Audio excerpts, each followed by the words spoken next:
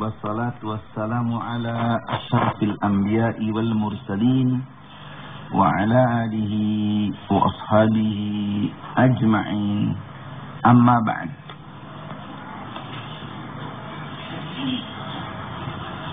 قال الله تعالى في كتابه الكريم: أعوذ بالله من الشيطان الرجيم. بسم الله الرحمن الرحيم. يا أيها الذين آمنوا كتب عليكم الصيام كما كتب على الذين من قبلكم لعلكم تتقون. Sadaqallahul azim. Ibu-ibu, bapak-bapak dan saudara-saudara, para pecinta radio Kayu Manis yang berbahagia, baik yang hadir di studio ini maupun yang berada di kediaman masing-masing. Pagi ini kita masih melanjutkan tentang la'alakum tattaqun, supaya kamu bertakwa.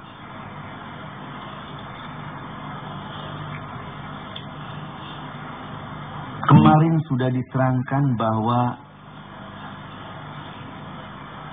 takwa,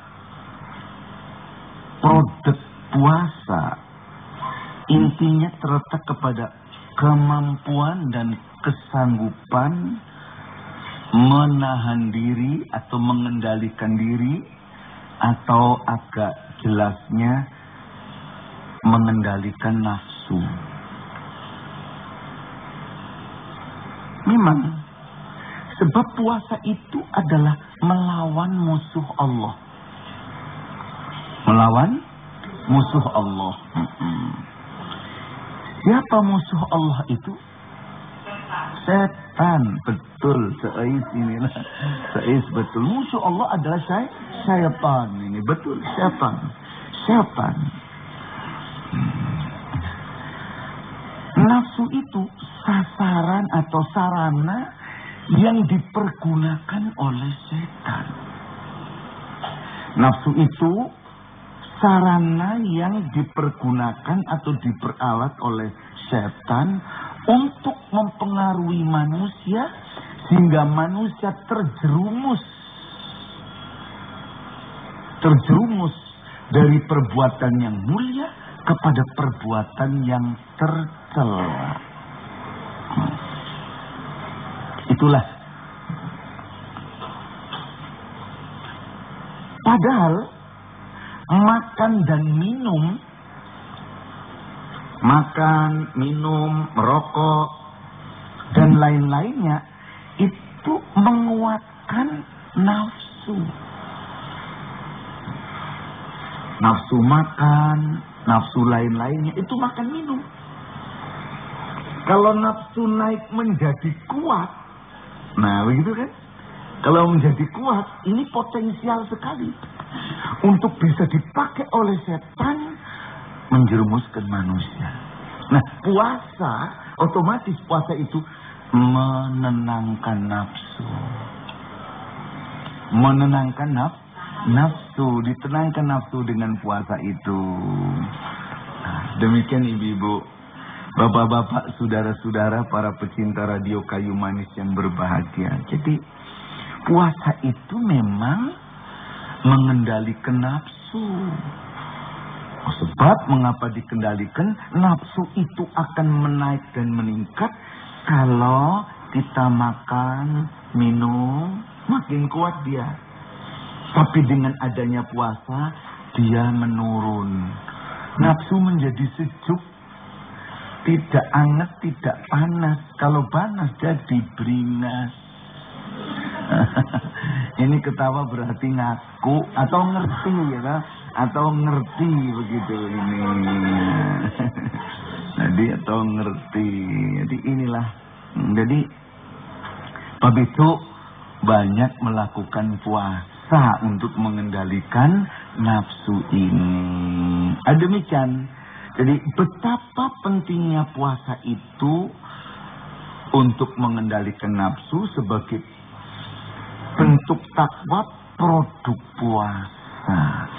Nafsu macam-macam. Ya.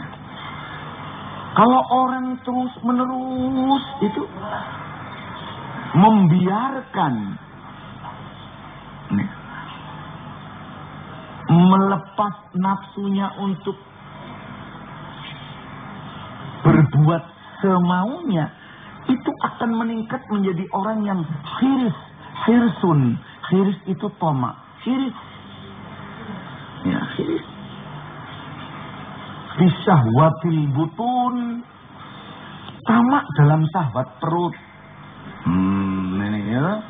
Awat perut. Apa saja itu. Wah. Lihat nogosari sabet. Itu ternyata. Lihat tahu sabet. Itu terus. Lihat apalagi. Ini lah. Tidak pakai berhenti. Ya. Ada lagi. Khiris fisahwatil mal. Tamak dalam syahwat nafsu terhadap harta. Mal, harta. Ya. Memang dikatakan oleh orang tua-tua, harta itu bak air gula. Makin diminum, makin dahaga. Itu harta. Ya. Makin diminum tidak makin reda hausnya. Makin naik. Itu harta. Dan tiap kita punya bakat yang semacam ini. Ya. Ada bakat. Semula memang niatnya ingin menguasai harta. Ingin memperbudak harta. Tapi kalau ternyata harta sudah banyak, kebalik. Kita diperbudak oleh harta. Ini. Ya. Harta makin banyak, makin bingung disimpan di mana. Gitu. Itulah. Ibu-ibu, bapak-bapak, saudara-saudara, para pecinta radio Kayu Manis yang berbahagia, kaum muslimin yang dicintai oleh Allah Subhanahu wa Ta'ala. Itu. Ada lagi. Khiris fisahwatin nisa. Khiris fisahwatir rijal untuk perempuan pada. Kata pokoknya tamak dalam nafsu seks. Jadi kalau dibiarkan saja, ya memanglah. Contoh sudah banyak di dalam kehidupan ini. Tapi itu ditahan betul-betul.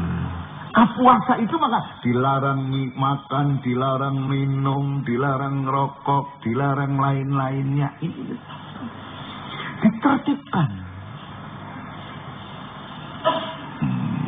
Ada lagi. Khiris fisahwatil jah.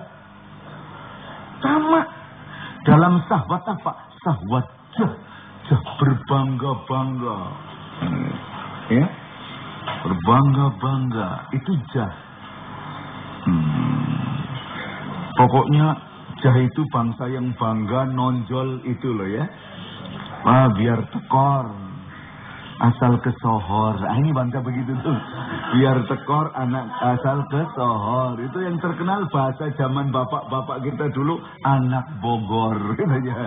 Biar tekor asal ke sohor. Itu sekarang bahasa itu jarang ketemu lagi. Itu zaman Forde Orloh katanya. Sebelum perang banyak itu istilah itu ya. Pak Syahriar ketawa, ingat tempo dulu gitu. Inilah. Jadi inilah.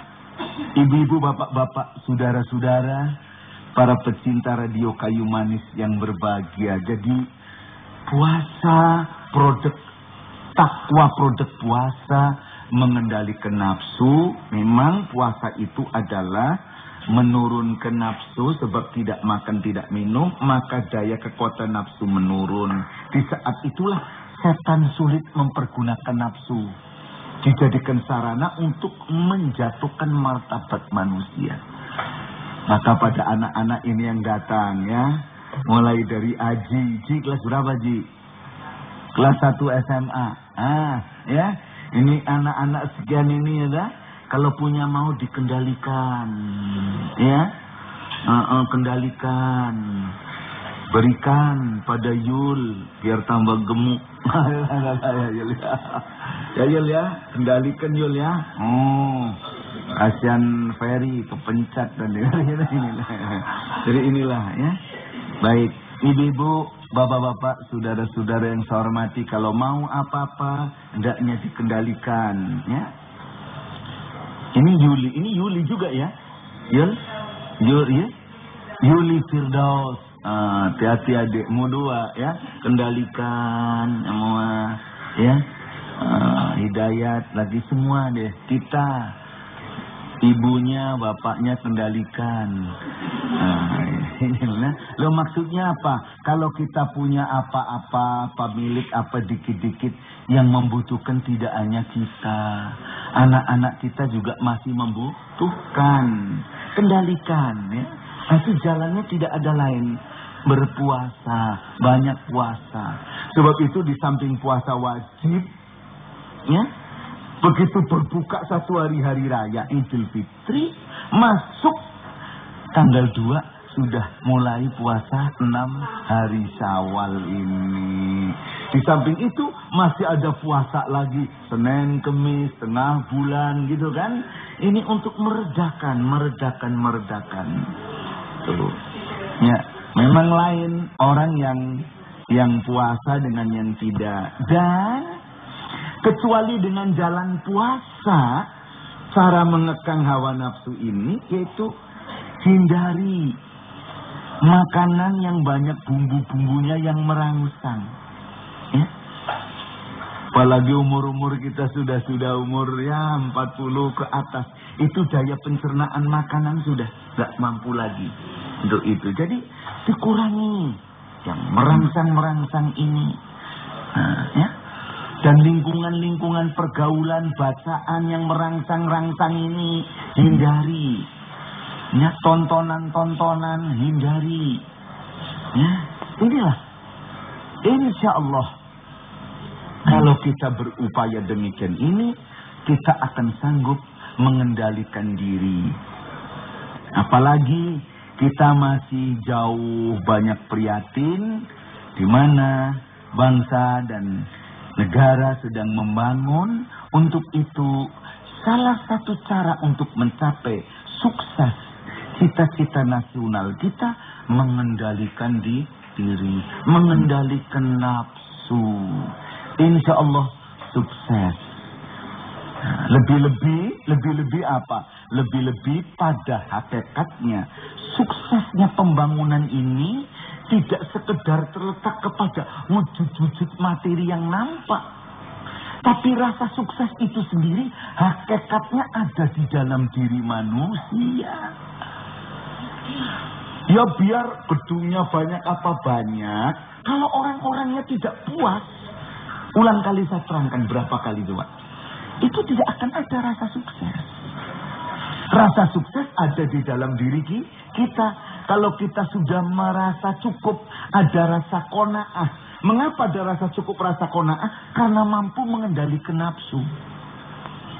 Kalau nafsu sudah mampu dikendalikan, kita mampu mengendalikan nafsu, rasa qanaah, merasa cukup dengan apa yang ada itu subur di dalam diri kita. Insya Allah, inilah rasa sukses sudah ada dalam diri kita. Kalau tidak demikian ini, nggak pernah ada rasa sukses. Kalau nanti dicapai target ini, orangnya tambah lagi, kebutuhan naik lagi, keadaan suasana sudah naik lagi, akhirnya nggak pernah merasa sukses, akhirnya tidak merasa tenang. Nah inilah, maka saya sarankan, saya sampaikan, di bidang rohani saya menyampaikan, rasa sukses itu ada di dalam diri kita dengan cara mengendalikan nafsu.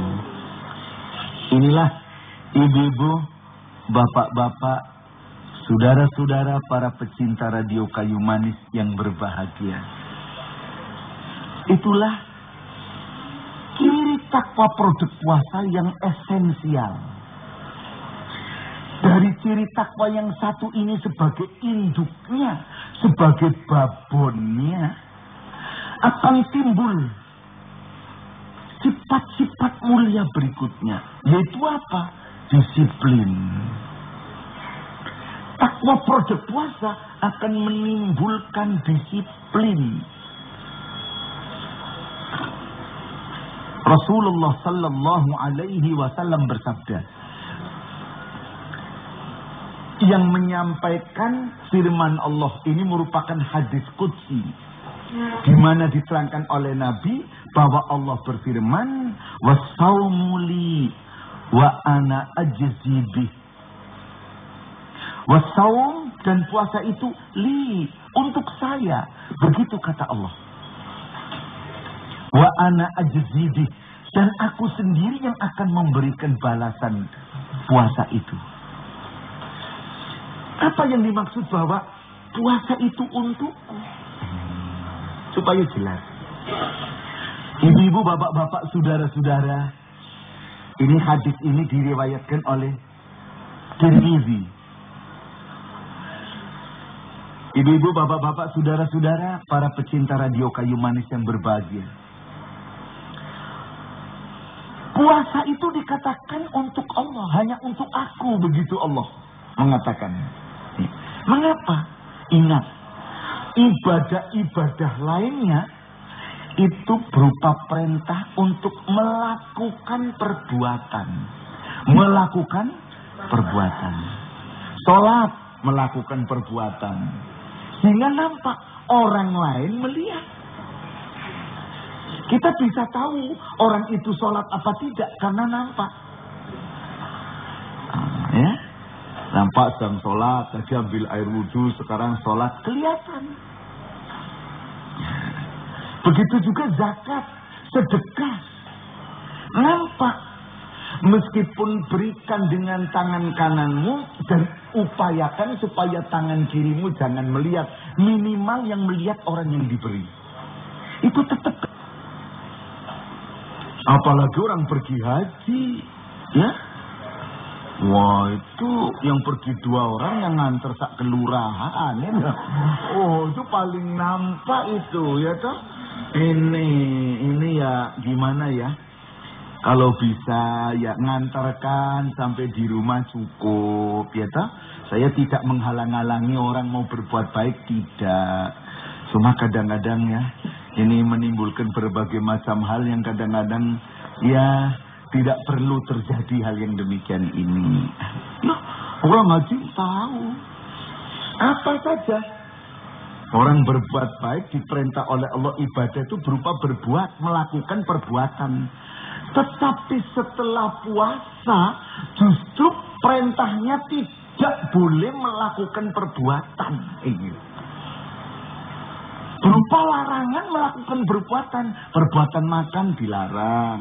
Perbuatan minum dilarang. Perbuatan merokok dilarang. Ini menyembunyikan perbuatan. Sehingga apa? Yang tahu seseorang puasa apa tidak, itu hanya Allah. Ya. Coba kalau hari ini hari Ramadan puasa begitu. Kalau kita ketemu satu sama lain, belum tahu persis ini orang puasa apa tidak, nggak ngerti. Kalau sholat ngerti karena sudah melihat. Tapi kalau puasa tidak mengerti kita. Kelihatannya lemes. Kelihatannya ya. Kelihatannya memang lemes. Tapi ada juga lemes karena kekenyangan, itu juga ada. Ya, ada loh orang-orang begitu ya. Di rumah istri berbuka ikut buka. Oh, keluarga sahur ikut sahur gitu. Ke kantor, di kantor merdeka. Di kantor masuk kantin gitu. Pulang lemes. Lemes kenyang gitu kan. Ini ada. Ini bukan di sini, ini di tempat lain. Ini jadi ibu-ibu, bapak-bapak, saudara-saudara yang saya hormati, inilah. Maka dikatakan puasa karena apa? Yang bisa mengerti seseorang puasa dan tidak hanya Allah dan yang bersangkutan. Sebab itulah saya katakan menimbulkan disiplin murni ini. Bisa saja. Yul ya, puasa, makan dah, minum dah, bisa saja. Mumpung mandi, namanya anak-anak. Yul kelas 4 atau kelas 5 ya? Kelas 4, coba tuh, mumpung mandi. Daripada air lewat dibiarkan mubazir. Lewat mulut kok mubazir. Sudahlah, lewat. Inilah namanya anak. Tidak boleh, Yul. Allah melihat. Ya, meskipun kamu baru kelas 4, latihan puasa. Kemarin puasa enggak Hidayat? Tahun kemarin. Puasa? Iya. Ferry, nanti puasa ya. Latihan puasa sudah ngaji loh ya. Kelas 1 ya. Kelas 2, kapan kenaikan kelas? Belum tahu. Iya deh. Nah, baiklah. Mari kita pikirkan yang semacam ini. Jadi disiplin murni. Allah yang tahu di sini. Itulah. Maka mudah-mudahan dengan hikmah yang kedua ini, disiplin ini ada. Sebab apa? Suksesnya seseorang, suksesnya satu keluarga, suksesnya satu lembaga kantor, suksesnya bangsa dan negara karena disiplin. Disiplin. Umat Islam dididik disiplin, tidak usah puasa, sholat saja sudah harus disiplin. Tapi sejauh mana kita ini? Maka mari, tapi disiplin murni ya, bukan disiplin semu. Ulang kali saya katakan, kalau disiplin semu ya disiplin karena ada orang lain. Kalau disiplin murni, disiplin karena bukan orang, tapi karena Allah. Ada apa tidak ada orang lain, Allah melihat. Kalau disiplin semua bisa saja. Ayo, Yuli belajar, Ferry belajar, Aji belajar, Yul belajar, semua belajar. Kalau ada mama, papa pura-pura belajar. Nanti mama pergi, alhamdulillah lah ini namanya bukan disiplin murni, disiplin semu, disiplin palsu. Tak boleh. Ya. Nah, jadi ini harus dididik dari kecil. Coba toh, kalau begitu, kalau anaknya mulai tidak disiplin belajar, tidak disiplin makan, tidak disiplin tidur siang, tidak disiplin tidur waktu malamnya, apa mau sukses keluarga ini? Ya, anak keluar dari rumah tidak pamit, hati-hati Ji. Enak aja keluar. Emangnya mama sama eyang ini dianggap apa? Ya, ini beri pamit, izin ke sana. Kira-kira sekian lamanya, kasih tahu. Tuh anaknya apalagi bapaknya. Ini bapaknya harus disiplin dong ya. Nah ini si bapak harus disiplin. Ya? Jangan nanti kalau diingatkan malah marah-marah. Laki-laki kan telat tidak telat urusan laki-laki, kan cari duit. Akan pulang telat apa pulang malam. Kalau perlu indekos duit akhirnya kalian telat. Jangan begitu ya. Jadi ibu-ibu, bapak-bapak, saudara-saudara yang saya hormati, inilah disiplin. Si ibu juga harus disiplin. Rumah. Begitu pula dalam hidup bermasyarakat. Lalu lintas disiplin, bayar pajak disiplin, kan itu tuh pajak mobil, pajak televisi, pajak radio, PLN, ledeng, PAM, ini semua disiplin. Silakan. Baiklah, insya Allah sukses. Tapi kalau semulai kita tidak ada disiplin, ya. Jadi itulah ibu-ibu, bapak-bapak, saudara-saudara yang saya hormati. Maka dari yang hikmah yang satu, takwa, yang pertama esensi mengendalikan nafsu, akan timbul ini. Lalu Allah menyatakan, wa ana ajzi bih. Wa ana, dan saya ajzi, yang akan memberi balasan jasa dengan puasa itu. Allah sendiri akan memberi.